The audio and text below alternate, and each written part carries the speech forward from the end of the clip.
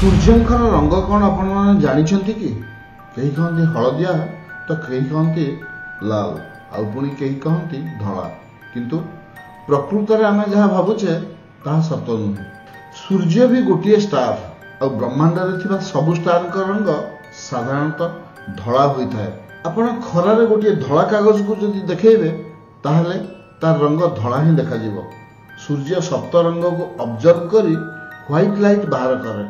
प्रकृत में आम वायुमंडल में जो धूलिकणा रही सूर्य ठारू आसुथिबा व्हाइट लाइट को निज रंग को अधिक मात्रा रे विच्छुरित कर दिए, जेउथिपाई कि आमको आकाश नील देखा जाए। जेतेबेले नील रंगर मात्रा कमी जाए सेतेबेले सूर्य आमको हलदिया देखा जाए। सूर्यास्त समय रे यह आउरी गाढ़ होई शेष में यह लाल रंग रे परिणत हो जाए। एई बड़ी इंटरेस्टिंग तथा इनफॉर्मेटिव वीडियो देखुथांतु और तार मजा नेउथांतु। और वीडियोटी जदि भल लगी थाए तबे वीडियोटी को लाइक शेयर और सब्सक्राइब करने को बिल्कुल भूलंतु नहीं। रहूची नमस्कार।